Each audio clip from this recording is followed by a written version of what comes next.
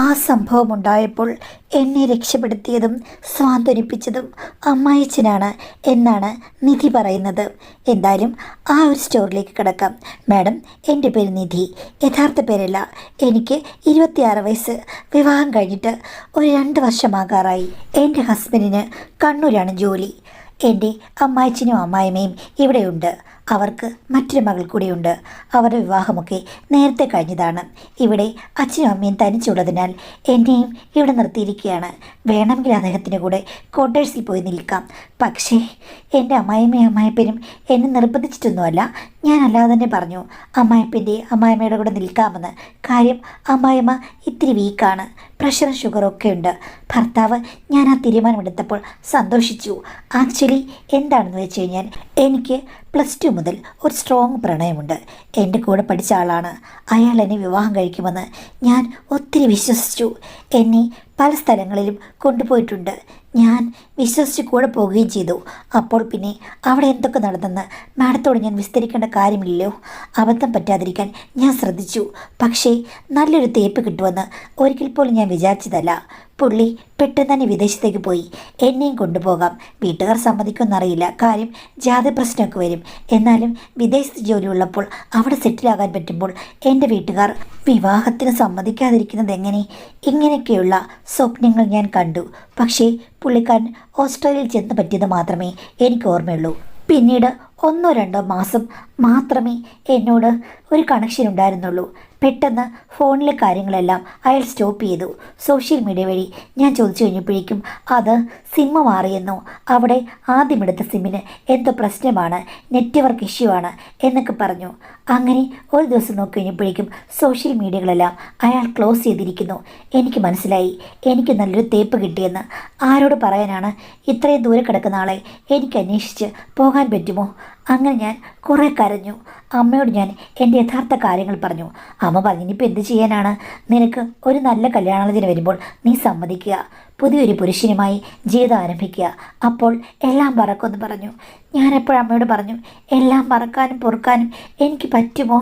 എനിക്ക് തട്ടുകേടൊക്കെ പറ്റിപ്പോയില്ലേന്ന്. അപ്പം അമ്മ പറഞ്ഞു, പിന്നെ ഇതൊക്കെ ആരറിയാനാണ്? എത്രയോ പെണ്ണുങ്ങളും ആണുങ്ങളുമൊക്കെ വിവാഹത്തിന് മുമ്പ് കറങ്ങി നടക്കുന്നു. അന്ന് സംഭവിച്ച കാര്യങ്ങൾക്കൊന്നും തെളിവില്ലെങ്കിൽ എൻ്റെ പൊന്നുമോളെ, ഒരു പുരുഷനും ഒരു സ്ത്രീയും ഇതൊന്നും കണ്ടുപിടിക്കാൻ പോകുന്നില്ല. തെളിവുകളില്ലാത്ത ലോകമെന്ന് പറയുമ്പോഴേക്കും സേഫാണെന്ന് പറഞ്ഞ് എൻ്റെ അമ്മ എന്നെ ആശ്വസിപ്പിച്ചു. അതുമാത്രമല്ല, കൂട്ടത്തിൽ വിവാഹത്തിന് മുമ്പ് അമ്മയ്ക്ക് പ്രണയമുണ്ടായിരുന്നു. ആ കല്യാണമൊന്നും നടന്നില്ലെന്നും പറഞ്ഞു. ചുരുക്കം പറഞ്ഞു കഴിഞ്ഞാൽ ഇതൊക്കെ പലരുടെയും ജീവിതത്തിൽ കോമണായി നടക്കുന്നൊരു സംഭവമാണെന്നും ആണിനും പെണ്ണിനുമൊക്കെ ഇങ്ങനെ പല കാര്യങ്ങളും നടക്കും. അതൊക്കെ ഓർത്ത് നമ്മൾ ദുഃഖിക്കാനിരുന്നു കഴിഞ്ഞാൽ നടക്കില്ല. മുന്നോട്ട് പോകണം എന്ന് അമ്മ എന്നോട് പറഞ്ഞു. എങ്കിലും ജോലിക്കൊക്കെ പോകാൻ വേണ്ടിയുള്ള ആഗ്രഹം കൊണ്ട് ഞാൻ കുറച്ച് നാളൊക്കെ കല്യാണം ഒന്ന് തള്ളി വെച്ചു.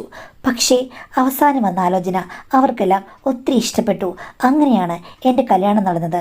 പക്ഷേ എനിക്കെന്തോ എൻ്റെ പഴയ കാമുകനുമായി അദ്ദേഹത്തെ ഒന്ന് മാച്ച് ചെയ്ത് നോക്കുമ്പോഴേക്കും എനിക്ക് ഭർത്താവിന് നല്ലൊരു മാർക്ക് കൊടുക്കാൻ തോന്നുന്നില്ല. ബിലോ ആവറേജ് ആണെന്നാണ് തോന്നിയത്. മുഖത്തിന് സൗന്ദര്യമുണ്ടെങ്കിലും ഞാൻ നോക്കുമ്പോഴേക്കും ദേഹമൊന്നും ഒരു പൗരുഷം തുളുമ്പുന്നതല്ല. എനിക്കാണെങ്കിൽ നല്ല കട്ട മസിലുള്ള ആളുകളെയാണ് ഇഷ്ടം. പക്ഷെ എന്തു ചെയ്യാൻ, ഒരു മാറ്റമില്ലാത്തതുപോലെ തോന്നി. എങ്കിലും വിവാഹത്തിന് ഞാൻ സമ്മതിച്ചു. വേറെ വഴിയൊന്നുമില്ല. അങ്ങനെയാണ് എൻ്റെ വിവാഹം കഴിഞ്ഞത്. ഭർത്താവ് എങ്ങനെയുള്ള ആളായിരിക്കുമെന്ന് എനിക്ക് യാതൊരു സംശയവുമില്ല. കാര്യം ഞാൻ മനസ്സിൽ വരച്ചിട്ടതുപോലെ തന്നെയായിരുന്നു. ഒരു തണുപ്പൻ മട്ട്. പക്ഷേ എന്നോട് സ്നേഹമാണ്. പിന്നെ സ്ത്രീകളെ ബഹുമാനിക്കുന്ന കൂട്ടത്തിലാണ്.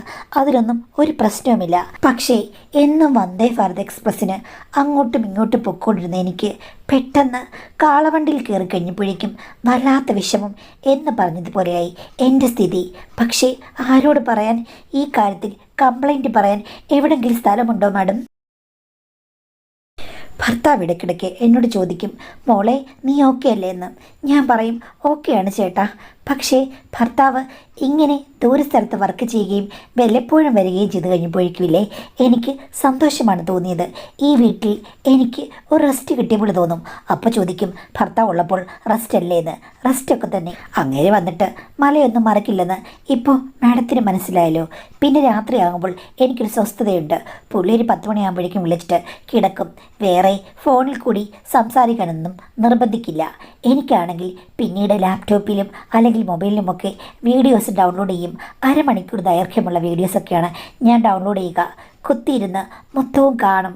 അത് കഴിഞ്ഞ ശേഷം ഞാനും കളം വരയ്ക്കാൻ തുടങ്ങി. ഇനിയിപ്പോൾ സ്വന്തം സാറ്റിസ്ഫാക്ഷന് വേണ്ടി അവനവൻ തന്നെ ഒരു കൈ സഹായം കൊടുക്കണമെന്ന് എനിക്ക് തോന്നി.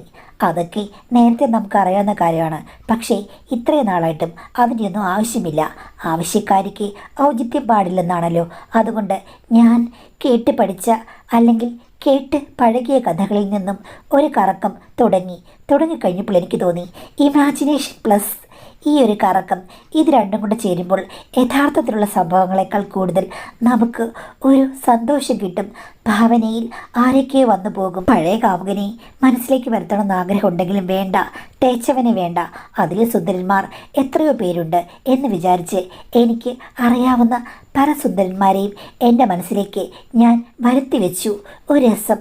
പതുക്കെ എൻ്റെ ദുഃഖങ്ങളൊക്കെ അകറ്റുന്ന ഒരു പ്രക്രിയയായി അത് മാറി.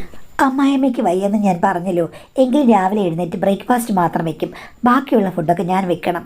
രാവിലെ ബ്രേക്ക്ഫാസ്റ്റ് കഴിച്ച് മരുന്നൊക്കെ കഴിച്ച് കഴിഞ്ഞാൽ പുള്ളിക്കാരി സ്വന്തം മുറിയിൽ പോയി കിടക്കും. പിന്നെ അച്ഛന് വൈകിട്ട് വരുന്നത് വരെ അവിടെ തന്നെ ആയിരിക്കും. ചിലപ്പോഴങ്ങനെ ഇറങ്ങി വന്നെങ്കിലായി. ടി വിയൊക്കെ മുറിക്കുള്ളിൽ തന്നെയുണ്ട്. അത് കണ്ടുകൊണ്ട് കിടക്കും. പിന്നീട് എന്തോ ഒരു ഊർജ്ജമില്ലാത്ത രീതിയിലാണ് അമ്മയുടെ സ്വഭാവം. അമ്മായിച്ചന് സ്വന്തമായി ഒരു സ്റ്റേഷനറി കടയാണ്. ഏകദേശം 1 കിലോമീറ്റർ അകലെയാണ്, ജംഗ്ഷനിലാണ്. അപ്പോൾ പുള്ളിക്കാരൻ കുറച്ച് ബിസിയാണ്. വൈകുന്നേരം ഒരു 9 മണി 9:30 ആകുമ്പോഴേക്കും അടച്ചിട്ട് വരും. അങ്ങനെയാണ് പുള്ളിയുടെ ദിനചര്യ. എന്നും പോകും. പച്ചക്കറി വന്നാലും എന്ത് പുതിയ സാധനം വന്നാലും അച്ഛനെ വിളിക്കും. ആ സമയത്ത് ഞാൻ സ്കൂട്ടിയും എടുത്തുകൊണ്ട് പോകും. ചിലപ്പോൾ നടന്നു പോകാറുണ്ട്. വെയിലില്ലെങ്കിൽ ഇങ്ങനെ നടന്നു പോകും. എനിക്കിഷ്ടമാണ്. കാര്യം കടന്നു പോകുമ്പോൾ അവിടെ ഒരു അമ്പലവും ആൽത്തറയും ഒക്കെ ഉണ്ട്. നല്ല പ്രകൃതിരമണീയമായ സ്ഥലമാണ്. അത് കണ്ടിട്ട് പോകാമല്ലോ എന്ന്. പക്ഷേ അമ്മായിച്ചൻ എന്നോട് എപ്പോഴും പറയും, നടന്നു വരരുത്, ഇവിടെ കുറേ ചെറുപ്പക്കാരുണ്ട്, അവരെ എന്തുണ്ടെന്ന് നോക്കിയിരിക്കുകയാണ്, നീ നടന്നു പോയി കഴിഞ്ഞാൽ പ്രശ്നമാകുമെന്നും. പക്ഷേ ഞാൻ ഇടയ്ക്ക് നടന്നു പോകും. ഞാൻ പക്ഷേ അവിടെ കൂടെ അങ്ങോട്ടും ഇങ്ങോട്ടും തേരാപ്പാര നടന്നിട്ടും അങ്ങനെ സൗന്ദര്യമുള്ള ആരെങ്കിലും എന്നെ ട്യൂൺ ചെയ്യുന്നതോ നോക്കുന്നതോ ഞാൻ കണ്ടില്ല. അച്ഛൻ പറഞ്ഞതുപോലെ അവിടെ തൊഴിലില്ലാത്ത ചെറുപ്പക്കാരെയും കണ്ടില്ല. ചുമ്മാ പറഞ്ഞതാണെന്ന് എനിക്ക് തോന്നി. അങ്ങനെ കണ്ടാൽ ഇമ്പ്രഷൻ തോന്നുന്ന ആരെയും ഞാൻ അവിടെ ഒന്നും കണ്ടില്ല കേട്ടോ. എനിക്കറിയില്ല, ഇനി ഞാൻ സുന്ദരി ഇല്ലാത്തതുകൊണ്ട് എന്നെ ആൾക്കാർ ശ്രദ്ധിക്കാത്തതാണോ എന്നൊരു അപകർഷതാബോധവും എനിക്ക് തോന്നി. പക്ഷേ അങ്ങനെയല്ലെന്ന് എനിക്കറിയാം. എന്നാലും ഇങ്ങനെ ഒരു വരണ്ട ഗ്രാമമായിരുന്നു അവിടെ. അമ്മായിച്ചന് കൊടുക്കുന്ന ബിൽഡപ്പ് മാത്രം. അവിടെങ്ങും ആരെയും കണ്ടില്ല. കണ്ടിരുന്നെങ്കിൽ രാത്രിയിൽ എനിക്ക് ഒരു രസത്തോടു കൂടിയെങ്കിലും ഓർക്കായിരുന്നു എന്ന് വിചാരിച്ചു. അപ്പോൾ മാഡത്തിനറിയാമല്ലോ എത്രത്തോളം വിരസമായിരുന്നു എൻ്റെ ജീവിതം എന്നുള്ളത്. ഇങ്ങനെയൊക്കെ പോകുമ്പോൾ എവിടുന്നെങ്കിലും നമുക്കൊരു റിലാക്സേഷൻ വരുമല്ലോ. അത് എനിക്കും വന്നു. കാര്യം ഭർത്താവിൻ്റെ വീടിനോട് ചേർന്ന് തന്നെ ഒരു പുരയിടത്തിനപ്പുറം അവർക്ക് 1 ഏക്കർ സ്ഥലമുണ്ട്. അത് വെറുതെ കിടക്കുകയാണ്. പണ്ട് റബ്ബറോ മറ്റു വെച്ചിരുന്നതാണ്. ഇപ്പം അതെല്ലാം വെട്ടി വെറുതെ കൃഷിയൊന്നുമില്ലാതിരിക്കുകയാണ്. അവിടെ കൈതക്കൃഷി നടത്താം എന്നൊരു കൂട്ടർ പറഞ്ഞു. ഒരു ഞായറാഴ്ച സിറ്റൗട്ടിൽ അമ്മായിച്ചനോടിരുന്ന് ആരോ സംസാരിക്കുന്ന കണ്ടുകൊണ്ടാണ് ഞാൻ അങ്ങോട്ട് ചെന്ന് കഴിഞ്ഞപ്പോൾ ഞാൻ ഞെട്ടിപ്പോയി. 10-30 വയസ്സ് പ്രായമുള്ള നല്ല സൂപ്പർ ഒരു ചെറുപ്പക്കാരൻ.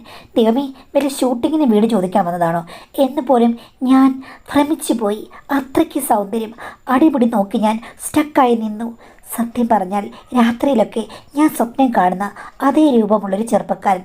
പക്ഷേ അങ്ങേര് കൈതക്കൃഷിയൊക്കെ നോക്കി നടത്തുന്ന ഒരു ഫാമിൻ്റെ ഉടമസ്ഥനാണ്. ഒഴിഞ്ഞു കിടക്കുന്ന സ്ഥലങ്ങൾ കണ്ടുപിടിച്ച് അവർ കൈതക്കൃഷി ചെയ്യാറുണ്ട്. അമ്മായിച്ചന് ആ ആശയം ഇഷ്ടപ്പെട്ടു. അയാളുമായി കരാർ അപ്പോൾ തന്നെ ഉണ്ടാക്കി 3 വർഷത്തേക്കാണ്. തൽക്കാലം അദ്ദേഹത്തെ വിശാൽ എന്ന് വിളിക്കാം. വിശാലേട്ടൻ പിന്നീട് മിക്കവാറും ആഴ്ചയിൽ 3-4 ദിവസം ഇതൊക്കെ ശരിയാക്കാൻ വേണ്ടി വരും. അപ്പോഴെല്ലാം വീട്ടിൽ വരും. ആ സമയത്തൊന്നും അച്ഛൻ അവിടെ ഇല്ലല്ലോ. വീട്ടിൽ വന്ന് സിറ്റൗട്ടിലിരിക്കും. വെള്ളമൊക്കെ ചോദിക്കും. ഉച്ചയ്ക്ക് ചിലപ്പോൾ വരികയാണെങ്കിൽ ഭാര്യ കെട്ടിക്കൊടുക്കുന്ന പൊതിച്ചോറും എടുത്താണ് വരാറുള്ളത്. അത് ഡൈനിങ് ടേബിളിരുന്ന് കഴിക്കും.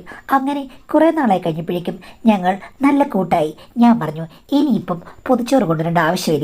അയ്യോ, അവൾ എന്ത് വിചാരിക്കും? ഞാൻ പറഞ്ഞു, സാരമില്ല, ഇവിടെ ചോറുണ്ടാക്കുന്നുണ്ടല്ലോ. ആഴ്ചയിൽ 2-3 ദിവസമല്ലേ ചേട്ടൻ വരുന്നുള്ളൂ. അപ്പം ഞാൻ തരാമെന്നേ, എനിക്കൊരു പ്രശ്നമില്ല എന്ന് പറഞ്ഞു. അങ്ങനെ പുള്ളിക്കാരൻ പൊതിച്ചോറ് കൊണ്ടുവരാതായി. ഞാനാണെങ്കിൽ വരുമ്പോഴൊക്കെ ഊണ് വിളമ്പിക്കൊടുക്കും. സത്യം പറയാമല്ലോ, സൗന്ദര്യമുള്ളൊരു പുരുഷന് വിളമ്പിക്കൊടുത്താലും നമുക്കൊരു സാറ്റിസ്ഫാക്ഷനാണ്. എൻ്റെ ഭർത്താവിന് വിളമ്പിക്കൊടുക്കുമ്പോൾ എനിക്ക് പ്രത്യേകിച്ച് ഒന്നും തോന്നിയിട്ടില്ല.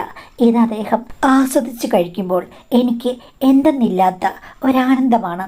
എന്തോ എൻ്റെ മനസ്സിലെ പ്രണയസങ്കല്പങ്ങൾ പിന്നെയും അദ്ദേഹത്തിലേക്ക് വന്ന പോലെ തോന്നി.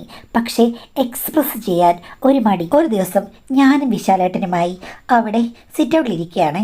ആ സമയത്ത് ഞങ്ങളുടെ വീടിന് തൊട്ടപ്പുറത്തുള്ള വീട്ടിലെ ചേച്ചി കവിത ചേച്ചി റോഡിൽ കൂടെ നടന്നു വരികയാണ്. പെട്ടെന്ന് അവർ ഗേറ്റ് തുറന്ന് ഞങ്ങളുടെ വീട്ടിലേക്ക് കയറി വന്നു. എന്തെങ്കിലും എന്നോട് ചോദിക്കാനായിരിക്കുമെന്ന് ഞാൻ വിചാരിച്ചു. ഞങ്ങളുടെ വീടിന് തൊട്ടപ്പുറത്താണ് ചേച്ചിയുടെ പുരയിടം. അത് കഴിഞ്ഞിട്ടാണ് ഞങ്ങളുടെ ഈ ഒരേക്കർ. ഇവർക്ക് ഒരു 20 സെൻറ്റ് സ്ഥലം കാണും. അപ്പോൾ അത് കഴിഞ്ഞിട്ട് ഞങ്ങളുടെ പുരയിടം. ഇതിനിടയ്ക്ക് അവർ താമസിക്കുന്നുണ്ട്. അവരോട് എൻ്റെ അമ്മായിച്ചൻ ആ വീട് വിൽക്കുന്നതെന്ന് ചോദിച്ചതാണ്. കാര്യം ചേച്ചിയുടെ ഭർത്താവൊന്നും ഇല്ല, ഉപേക്ഷിച്ച് പോയതാണ്. ഒരു മകൾ മാത്രമേ ഉള്ളൂ. അവൾ വേറെ എവിടെയോ പഠിക്കുകയോ മറ്റോ ആണ്. ഇവിടെങ്ങും കാണാറില്ല. തനിയാണ് പുള്ളിക്കാരി മിക്കവാറും താമസിക്കുന്നത്. ഇടയ്ക്ക് അമ്മയും വന്ന് കൂടെ നിൽക്കും. അത്ര നല്ല സ്വഭാവമല്ലെന്നാണ് അമ്മായിച്ചനും അമ്മായിമ്മയൊക്കെ പറഞ്ഞത്. വലിയ സഹകരണമൊന്നുമില്ല. ഇടയ്ക്ക് എന്നോട് മിണ്ടാറുണ്ട്, അമ്മായിമ്മയോട് മിണ്ടാറുണ്ട്. കയറി വന്ന കവിത ചേച്ചി എന്താ ചേച്ചി എന്ന് ചോദിക്കുന്നതിന് മുമ്പ് തന്നെ വിശാലേട്ടനോട് ആക്രോശിക്കാൻ തുടങ്ങി.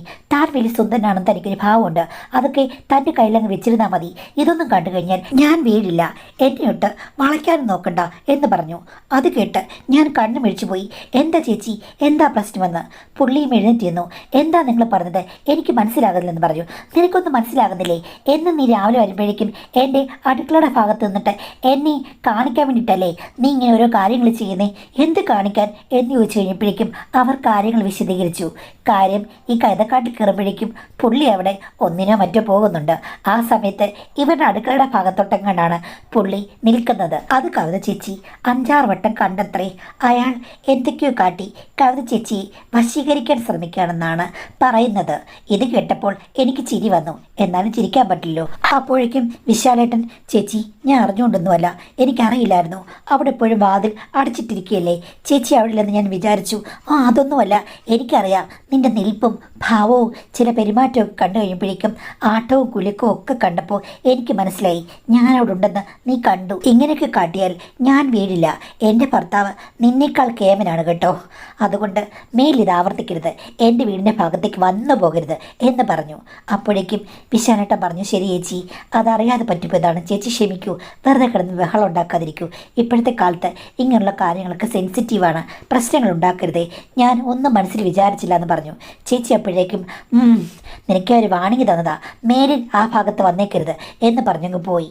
ഞാനാണെങ്കിൽ വല്ലാതായിപ്പോയി. വിശാലേട്ടനും ചമ്മിപ്പോയി. അപ്പം ഞാൻ ചോദിച്ചു ഉള്ളതാണോ എന്ന്. എൻ്റെ പൊന്നുമോളെ, അത് കറക്റ്റാണ് അവർ പറഞ്ഞത്, പക്ഷേ അവരതിനകത്തുണ്ടെന്ന് എനിക്കറിയില്ല. അവർ രാവിലെ പോവുകയല്ലേ. ഞാനാണെങ്കിൽ അവിടെ ഒരു മരത്തിന് ചോട്ടിൽ പോയി നിന്ന് കാര്യങ്ങളൊക്കെ സാധിക്കാറുണ്ട്. എനിക്കറിയാമായിരുന്നു ഇങ്ങനൊരു കൊസ്രാക്കൊള്ളി വരുമെന്ന്. ഞങ്ങൾ രണ്ടുപേരും കൂടെ സംസാരിച്ചുകൊണ്ടിരിക്കുമ്പോഴേക്കും കടയിൽ പോയ കവിത ചേച്ചി തിരിച്ചു വന്നു. ഞാനിപ്പോൾ ചേച്ചിയെ വിളിച്ചു. ചേച്ചി, ഇങ്ങനെ തെറ്റിദ്ധാരണ ഉണ്ടായതിൽ ക്ഷമിക്കണം. ഇങ്ങനെയുള്ള പ്രശ്നങ്ങളൊന്നും ഇനി ഉണ്ടാകരുതേ. ആരെങ്കിലുമൊക്കെ അറിഞ്ഞു കഴിഞ്ഞാൽ അദ്ദേഹം ഇവിടെ ഒരു ബിസിനസ്സിന് വന്നതാണ്, അത് നമ്മളെല്ലാവരെയും ബാധിക്കും. പിന്നെ ഇവിടെയാണെങ്കിലും നാണക്കേടാകും. എൻ്റെ ഭർത്താവൊക്കെ അറിഞ്ഞു കഴിഞ്ഞാൽ പിന്നെ അത് മതി എന്ന് പറഞ്ഞപ്പോഴും ചേച്ചി പറഞ്ഞു, ഞാൻ വാണിംഗ് തന്നതാണ്, എനിക്ക് നിങ്ങളെ ആരെയും ദ്രോഹിക്കണമെന്നില്ല, പക്ഷേ പറയാനുള്ളത് ഞാൻ പറയും എന്ന് പറഞ്ഞങ്ങ് പോയി. അങ്ങനെ ആ പ്രശ്നം സോൾവ് ആയെന്ന് എനിക്ക് തോന്നി. രാത്രിയായി കഴിഞ്ഞപ്പോഴേക്കും അച്ഛൻ വന്നേ. അപ്പോൾ എന്നോട് അമ്മായിച്ച് ചോദിച്ചു, എന്തായിരുന്നു മോളെ അവിടെ ഒരു കശാപിശ, അവിടെ ചില ആൾക്കാർ വന്ന് പറഞ്ഞല്ലോ എന്ന്. ഞാനത് പറയാതിരിക്കുകയായിരുന്നു. അപ്പം ഞാൻ പറഞ്ഞു, അച്ഛാ ഇങ്ങനെ കവിത ചേച്ചി വന്ന് ഒരു കാര്യം പറഞ്ഞു, അവർ ചെറുതായിട്ട് ബഹളം വെച്ചു, പക്ഷേ പ്രശ്നങ്ങൾ ഒതുക്കി തീർത്തു എന്ന് ഞാൻ വിശദമായ സംഭവം പറഞ്ഞു. അയ്യോ, ആ വിശാൽ അവൻ അങ്ങനെയൊന്നും ഉള്ളതല്ല, അവൻ അബദ്ധം പറ്റിക്കാണും. ഇവയ്ക്ക് എന്തിൻ്റെ കേടാണ്, ഇവളെപ്പോലുള്ള പെണ്ണുങ്ങൾ മൂലം ഇവിടെ ആണുങ്ങൾക്ക് ജീവിക്കാൻ പറ്റില്ലോ എന്നൊക്കെ പറഞ്ഞ് അച്ഛൻ എന്തൊക്കെയോ പറഞ്ഞു. മോളെ, നിനക്കറിയാമോ, ഇവളെ വെറുതെ ഇങ്ങനെ കറങ്ങി നടക്കുകയായിരുന്നു. ഇപ്പം ഭർത്താവ് ഒന്നുമില്ലെങ്കിലും സ്ഥിരമായി ഒരാളുണ്ട്. നിനക്കറിയാമെന്ന് തോന്നുന്നു, നമ്മുടെ ജംഗ്ഷനിൽ ബേക്കറി നടത്തുന്ന അങ്ങനെയില്ലേ, അവൻ്റെ ഭാര്യ മരിച്ചു പോയിട്ട് 10 വർഷമായി. പിന്നെ മോളുടെ കല്യാണം കഴിഞ്ഞു. അത് കഴിഞ്ഞതിൽ പിന്നെ ഇവർ തമ്മിലൊരു ടൈപ്പാണ്. മിക്കവാറും ഇവിടെ അല്ല ഇവിടെ താമസിക്കുന്നത്. വൈകുന്നേരമാകുമ്പോൾ അവൻ്റെ വീട്ടിലങ്ങ് പോകും. ഒഫീഷ്യലി ഭാര്യ ഭർത്താക്കന്മാരൊന്നും അല്ലെങ്കിലും അങ്ങനെയുള്ള രീതിയിലാണ്. അപ്പോൾ ഇവളിപ്പോൾ നന്മമാരെ ചമയുകയാണ് എന്നേ പറയാൻ പറ്റൂ. എനിക്കറിയില്ല മോളെ, സ്ത്രീകൾ എന്താണ് ഇങ്ങനെ വിചിത്രമായി പെരുമാറുന്നത് എന്ന് പറഞ്ഞ് അച്ഛൻ എന്തൊക്കെയോ പറഞ്ഞു. എനിക്കും അറിയില്ല. ഓരോ സ്ത്രീകൾക്കും ഓരോ സ്വഭാവമാണ്. പെണ്ണുങ്ങൾ എന്തിനാണ് ഓരോ കാര്യങ്ങൾ കാണിക്കുന്നതെന്ന് ആർക്കറിയാം. എൻ്റെ പ്രശ്നം തന്നെ എനിക്കറിയില്ല. പിന്നെ കവിത ചേച്ചിയുടെ പ്രശ്നം എനിക്കറിയാൻ പറ്റുമോ? ഞാനൊന്നും മിണ്ടിയില്ല. എന്തായാലും ആ പ്രശ്നം സോൾവ് ആയെന്ന് ഞാൻ പറഞ്ഞു. അങ്ങനെ അച്ഛനും ആശ്വസിച്ചു.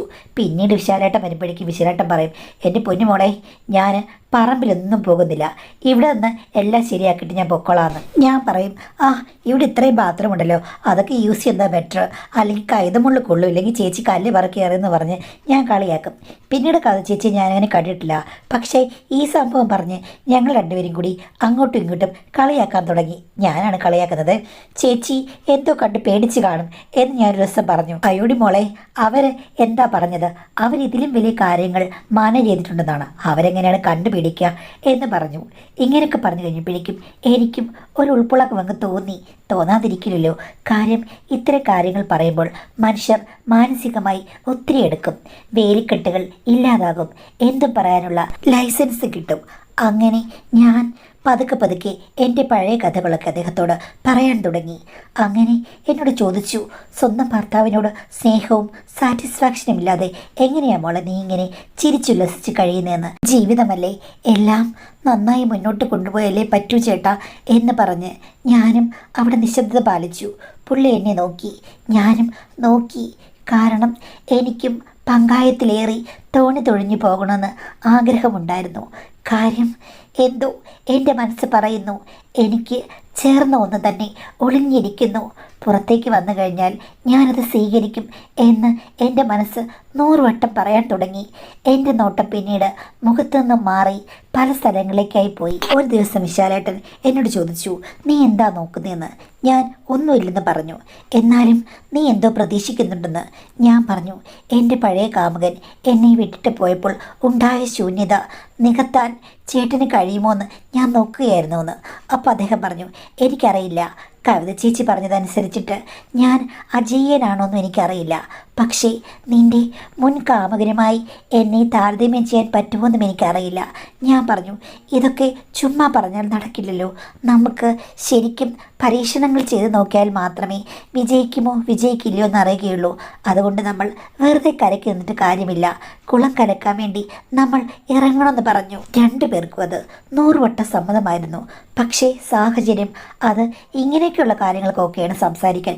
പക്ഷേ കുറേ നേരം ചെലവഴിക്കാനുള്ള സാഹചര്യം ഇല്ല. അതിനെന്ത് ചെയ്യും? എങ്കിൽ പിന്നെ രാത്രിയുടെ യാമങ്ങളിൽ വരാമെന്ന് പറഞ്ഞു. എനിക്കത് സമ്മതമായിരുന്നു. എന്നാലും റിസ്ക് ഉണ്ട്, കുഴപ്പമില്ല എന്ന് അദ്ദേഹം പറഞ്ഞപ്പോൾ ഞാനും ആ റിസ്കിന് തയ്യാറായി. എനിക്ക് വലിയ ആവേശമായിരുന്നു. ഞാൻ തന്നെയാണ് അതിൽ കൂടുതൽ എടുത്തു ചാടിയത്. കാര്യം പഴയ കാമുകനേക്കാൾ വർത്താണ് വിശാലേട്ടെന്ന് ഞാൻ തിരിച്ചറിഞ്ഞു. അപ്പോൾ പിന്നെ എൻ്റെ ഹസ്ബൻഡ് വരുന്ന ദിവസങ്ങളിൽ എനിക്കുണ്ടാകുന്ന ചെറിയ ചെറിയ പ്രശ്നങ്ങൾ മേക്ക് ഓവർ ചെയ്യാൻ വേണ്ടി ആഴ്ചയിൽ 3 ദിവസം വരുന്ന അല്ലെങ്കിൽ 4 ദിവസം വരുന്ന വിശാലേട്ടൻ എന്നെ ഒത്തിരി സഹായിച്ചു. ഞാൻ കൊതുമ്പ് വെള്ളം തൊഴണമെന്ന് ആഗ്രഹിച്ചെങ്കിലും കപ്പലിൽ ഏറിയ പ്രതീതിയായിരുന്നു. പിന്നെ ഇപ്പോൾ നോക്കുമ്പോൾ എനിക്ക് കറക്റ്റ് പാകമാണ് വിശാലേട്ടെന്ന് എൻ്റെ മനസ്സ് ആർത്താർത്ത് പറഞ്ഞു. അതുകൊണ്ട് തന്നെ ഞാനും അത് വളരെ രഹസ്യമായി കണ്ടിന്യൂ ചെയ്തു. ഞങ്ങൾ രണ്ടുപേരും വളരെ അടുത്തു. പക്ഷേ ഞങ്ങളെ ഞെട്ടിച്ചുകൊണ്ട് അവിടെ ഒരു സംഭവം നടന്നു. ഒരു ദിവസം രാത്രി വലിയ ബഹളവും വഴക്കും. ഞാനും അച്ഛനും കൂടെ പുറത്തിറങ്ങി. അമ്മയാണെങ്കിൽ വന്നതുമില്ല. എന്തോ പ്രശ്നമുണ്ടെന്നറിയാം, വീട്ടിൽ തന്നെ നിന്നു. അങ്ങനെ ഞങ്ങൾ രണ്ടുപേരും കൂടി അപ്പുറത്തേക്ക് ചെന്നു. കവിത ചേച്ചിയുടെ വീട്ടിൽ നിന്നാണ് വഴക്ക്. അവിടെ ആളുകൾ കൂടെ നിൽപ്പുണ്ട്. പക്ഷേ വിശാലേട്ടനും അവിടെയുണ്ട്. ഈ സംഭവം കണ്ട് ഞങ്ങൾ ഞെട്ടിപ്പോയി. എന്താ നടന്നത്? ഞാൻ ഓർത്തു വിശാലേട്ടൻ ഇന്ന് വരാമെന്ന് പറഞ്ഞതല്ല, ഇനിയിപ്പോൾ അപ്രതീക്ഷിതമായി വരാൻ ശ്രമിച്ചു കഴിഞ്ഞപ്പോൾ അതുവഴി വന്നപ്പോൾ പ്രശ്നമായതാണോ എന്നോർത്തു. അപ്പോഴാണ് അതൊന്നും അല്ലെന്ന് മനസ്സിലായത്. അതായത് കവിത ചേച്ചിയെയും വിശാലേട്ടനെയും കൂടെ അവരുടെ പുതിയ കാമുകനിലെ ബേക്കറിക്കാരൻ അങ്ങേരെ വന്ന് പിടിച്ചതാണ്. അങ്ങേർക്ക് എന്തോ സംശയമുണ്ടായി. അങ്ങനെ കവിത ചേച്ചിയുടെ വീട്ടിൽ രാത്രി അയാൾ വളഞ്ഞ് ബഹളം ഉണ്ടാക്കുകയാണ്. ഇപ്പോഴത്തെ കാലത്ത് നാട്ടുകാർക്ക് വലിയ പ്രശ്നമൊന്നുമില്ല, സദാചാരത്തിനൊന്നും അവർ വരികയില്ല. പക്ഷേ കാമുകൻ എന്തായാലും സദാചാരം കാണുമല്ലോ, അങ്ങനെ വളഞ്ഞു പിടിച്ചതാണ്. വിശാലേട്ടൻ്റെ യഥാർത്ഥ മുഖം എന്നെ ഞെട്ടിച്ചു. പക്ഷെ അവിടെ ചെന്ന് കഴിഞ്ഞപ്പോഴേക്കും എനിക്കെതിരെയാണ് ചേച്ചി സംസാരിച്ചത്. അത് അതായത് എന്നെ കാണാൻ വരികയാണ്, അതാണ് അവിടെ നടക്കുന്നതെന്നും വീട്ടുമുറ്റത്തോടെ പോയി കഴിഞ്ഞപ്പോഴേക്കും ഇയാൾ സംശയം തോന്നി വന്ന് ഒളിച്ചിരുന്ന് പിടിച്ചതാണെന്ന്. പക്ഷേ ആ കടക്കാരൻ പറഞ്ഞത് അങ്ങനെയല്ല, വീട്ടിനകത്തുനിന്ന് ഇറങ്ങി വരുന്നത് ഞാൻ കണ്ടു എന്ന് പറഞ്ഞ് എൻ്റെ ഭാഗം രക്ഷിക്കാൻ ശ്രമിച്ചെങ്കിലും കൂടി നിന്നവർക്കെല്ലാം എന്നെ സംശയമായി. ഞാനുമായിട്ട് എന്തെങ്കിലും ബന്ധമുണ്ടോ എന്ന് ചോദിച്ചപ്പോഴേക്കും വിശാലേട്ടൻ ഒന്നും മിണ്ടിയതുമില്ല. അതെല്ലാം അവിടെ വലിയ ഗോസിപ്പുണ്ടാക്കി. എനിക്കും കവിത ചേച്ചിക്കും ഒരേപോലെ പേരുദോഷം വന്നു. ഉടൻ തന്നെ അമ്മായിച്ചൻ എന്നെ വിളിച്ചുകൊണ്ട് വീട്ടിൽ വന്നു. പുള്ളി എന്നോട് ചോദിച്ചു, എന്തെങ്കിലും പ്രശ്നങ്ങൾ നിന്റെ ഭാഗത്തുനിന്ന് ഉണ്ടായോന്ന്. ഇല്ല അച്ഛാ എന്ന് ഞാൻ ആണയിട്ടു. പക്ഷേ പിറ്റേ ദിവസം ആ പ്രശ്നങ്ങളൊക്കെ ഒന്ന് തണുത്ത് കഴിഞ്ഞപ്പോഴേക്കും വിശാലേട്ടനെ അച്ഛൻ വിളിച്ചു. അച്ഛൻ്റെ മുന്നിൽ വിശാലേട്ടൻ എൻ്റെ കഥകൾ ഉൾപ്പെടെ എല്ലാ കാര്യങ്ങളും തുറന്നു പറഞ്ഞ് കൺഫെഷൻ നടത്തി. മാഡം, എൻ്റെ ഭർത്താവ് ചോദിച്ചപ്പോൾ ഞാൻ പറഞ്ഞു എനിക്കറിയില്ല, അച്ഛൻ ഏർപ്പാടാക്കിയ ആളല്ലേ, അങ്ങനെ ഇവിടെ വന്നിരിക്കുമ്പോൾ വരണ്ടെന്ന് പറയാൻ പറ്റുമോ, സംസാരിക്കാതിരിക്കാൻ പറ്റുമോ, എനിക്കിതേ അറിയുള്ളൂ എന്ന് ഞാൻ ആണയിട്ടു. ഈ കാര്യങ്ങളെല്ലാം അറിഞ്ഞ അച്ഛൻ എന്നെ തനിച്ച് വിളിച്ച് ക്വസ്റ്റ്യൻ ചെയ്തു. തെളിവുകൾ നിരത്തി എന്നോട് ചോദിച്ചു കഴിഞ്ഞപ്പോഴേക്കും ഞാൻ ഒന്നും വേണ്ടിയില്ല. പറ്റിപ്പോയി അച്ഛാ, എൻ്റെ ദാമ്പത്യ ജീവിതം ഇങ്ങനെ നിരാശയുടെ പടികുഴിയിൽ ആയിക്കഴിഞ്ഞപ്പോൾ, സൗന്ദര്യമുള്ള ഒരാളെ കണ്ടപ്പോൾ, പിന്നെ അന്ന് കഥ ചേച്ചി പറഞ്ഞ കാര്യങ്ങൾ കണ്ടപ്പോൾ, രാത്രിയിൽ ഒറ്റയ്ക്ക് കഴിയായിരുന്ന എനിക്ക് എന്തൊക്കെയോ തോന്നിപ്പോയി. എന്നോട് അച്ഛൻ ക്ഷമിക്കണം, ഒരു സ്ത്രീയുടെ മോഹങ്ങൾ അച്ഛനറിയില്ലേ, അച്ഛനൊരു പുരുഷനല്ലേ എന്നൊക്കെ പറഞ്ഞ് ഞാൻ സെൻറ്റിമെൻറ്റ് കൊണ്ട് അവിടെ പൊട്ടിക്കരഞ്ഞു. അച്ഛൻ പറഞ്ഞു, മോളെ, ഈ കുരുക്ക് അഴിക്കാൻ പ്രയാസമാണ്. കാര്യം എൻ്റെ മകൻ്റെ മനസ്സിൽ ഒരു സംശയത്തിൻ്റെ നിഴൽ വീണ് കഴിഞ്ഞാൽ അവൻ ഭയങ്കര സെൻസിറ്റീവാണ്. എങ്ങനെ ഈ കുരുക്ക് അഴിക്കും? അച്ഛാ, ഞാൻ അങ്ങനെയൊന്നുമില്ലെന്ന് അദ്ദേഹത്തോട് പറഞ്ഞിട്ടുണ്ടെന്ന് പറഞ്ഞപ്പോൾ അച്ഛൻ പറഞ്ഞു, അവൻ എന്നോട് പറഞ്ഞു നിന്നോട് വിശദമായിട്ട് ചോദിച്ചിട്ട് സത്യം പറയണമെന്ന്. ഞാനാണെങ്കിൽ ഇങ്ങനെയുള്ള കാര്യങ്ങളിൽ സത്യമേ പറയുമെന്ന് അവനറിയാം. അതാണ് നിന്നോട് ഞാൻ ചോദിച്ചത്. ഇനിയിപ്പോൾ അവനോട് യഥാർത്ഥം പറയേണ്ടി വരുമല്ലോ എന്ന് പറഞ്ഞു. അച്ഛാ, അങ്ങനെയാണെങ്കിൽ ഞങ്ങളുടെ ജീവിതം പിരിയേണ്ടി വരുമെന്ന്. അപ്പം അച്ഛൻ പറഞ്ഞു, ശരി, നിൻ്റെ നന്മയ്ക്ക് വേണ്ടിയിട്ടും എൻ്റെ മകൻ്റെ നന്മയ്ക്ക് വേണ്ടിയിട്ടും ഞാൻ പറയുന്നില്ല. പക്ഷേ എന്നാലും മോളെ, നിനക്ക് ഇങ്ങനെയൊക്കെയുള്ള ആഗ്രഹങ്ങൾ വെച്ചുകൊണ്ട് ഇനി അടങ്ങി ഒതുങ്ങി കഴിയാൻ പറ്റുമോ എന്നോട് ചോദിച്ചു. ഞാൻ എനിക്കറിയില്ല എന്ന് പറഞ്ഞു. എങ്കിലും അച്ഛൻ എൻ്റെ ഭർത്താവിനെ വിളിച്ച് നല്ല റിപ്പോർട്ട് കൊടുത്ത് സമാധാനിപ്പിച്ചു. ഭർത്താവ് പിന്നീട് എന്നോടൊന്നും ചോദിച്ചില്ല. കൈത് കൃഷിയൊക്കെ നടക്കുന്നുണ്ട്, പക്ഷേ വിശാലേട്ടൻ വരില്ല, വേറെ ആരുമാണ് വരുന്നത്. എന്നെ ഫോൺ വിളിക്കാറുമില്ല. ഞാൻ എല്ലാം ബ്ലോക്കും ചെയ്തു. ഇങ്ങനെ ഒരാളെ എനിക്ക് വേണ്ട, ഒറ്റക്കൊടുക്കുന്ന ഒരാൾ. കഥ ചേച്ചിയുമായിട്ടുള്ള കാര്യങ്ങളൊക്കെ ഞാനങ്ങ് സഹിച്ചെങ്കിലും ഇതൊന്നും ശരിയാകുമെന്ന് എനിക്ക് തോന്നിയില്ല. പിന്നെ ഞാൻ തനിയാണല്ലോ. ആ സമയത്ത് അച്ഛൻ പലപ്പോഴും എൻ്റെ റൂമിൽ വരാൻ തുടങ്ങി. നിനക്ക് അടങ്ങി ഒതുങ്ങിയിരിക്കാൻ പറ്റില്ലെന്ന് എനിക്കറിയാം എൻ്റെ പൊന്നുമോളെ എന്നൊക്കെ പറഞ്ഞ് എൻ്റെ അടുത്ത് വന്നിരുന്നു. ചോദിക്കാതെ തന്നെ അച്ഛൻ കുരുക്കുകൾ അഴിക്കാൻ തുടങ്ങി. ഞാൻ അത് വേണ്ടാന്ന് പറഞ്ഞപ്പോൾ അച്ഛൻ ചോദിച്ചു, നീ ഒരു വട്ടമെങ്കിലും കുരുക്കൊന്ന് അഴിച്ചു നോക്ക്, അപ്പോൾ ഓക്കെ ആണെങ്കിൽ മാത്രം ഞാൻ പിന്നീട് ഒന്നും പറയില്ലെന്ന് പറഞ്ഞു. പക്ഷേ അച്ഛൻ്റെ ആ വാഗ്ദാനം വളരെ വലുതായിരുന്നു എന്ന് എനിക്ക് മനസ്സിലായി. ഒരു കുരുക്ക് അഴിച്ചു കഴിഞ്ഞപ്പോൾ എന്നെന്നും കുരുക്കുകൾ അഴിക്കാൻ എനിക്കും മോഹമായി. ഒരു പ്രശ്നവുമില്ല, പ്രായമുള്ളവരെ വില കുറച്ച് കാണരുതെന്ന് എനിക്കെന്ന് മനസ്സിലായി. ഇപ്പോൾ എൻ്റെ ജീവിതത്തിൽ ഒരു പ്രശ്നവുമില്ല, ആകെ ഒരു കുഴപ്പമേ ഉള്ളൂ. ഇപ്പോഴുണ്ടാക്കിയ വിശേഷത്തിന് കാരണം ആരാണെന്ന് എനിക്കറിയില്ല. പക്ഷേ ഒത്തിരി ദുഃഖിച്ചിരുന്നപ്പോഴാണ് മാഡത്തിൻ്റെ കുറേ വീഡിയോകൾ ഞാൻ കേട്ടത്. ഇപ്പോൾ എനിക്ക് കൺഫ്യൂഷനില്ല, ഒന്നുമില്ല. മാഡം പലപ്പോഴും കൊടുത്ത ഉപദേശങ്ങൾ കൊണ്ട് ഞാനിപ്പോൾ വളരെ മനോഹരമായി ജീവിക്കുന്നു. ഒരു താങ്ക് യു പറയാനാണ് എൻ്റെ കഥ എഴുതിയതെന്നാണ് പറഞ്ഞിരിക്കുന്നത്. അയ്യോ, ഇത് പക്ഷേ താങ്ക് യു ആയിട്ട് എനിക്ക് അക്സെപ്റ്റ് ചെയ്യാൻ പറ്റില്ല. കാര്യം വന്നു കഴിഞ്ഞാൽ അത് മാനേജ് ചെയ്യണം എന്നുള്ളതല്ലാതെ ഇതൊരു നെഗറ്റീവ് ഇൻഫർമേഷൻ ആൾക്കാർക്ക് കൊടുക്കുന്ന പോലെ ആയിത്തീരും. എന്തായാലും ഇതിനകത്ത് നെഗറ്റീവ് ഉണ്ട്, അത് പോസിറ്റീവായിട്ട് ആരും എടുക്കരുത്. ഈ കഥ എനിക്ക് താങ്ക് യു വേണ്ട എങ്കിലും ഞാൻ അത് മാനേജ് ചെയ്തതിനെ അഭിനന്ദിക്കുന്നു. അത്രേ ഉള്ളൂ കേട്ടോ.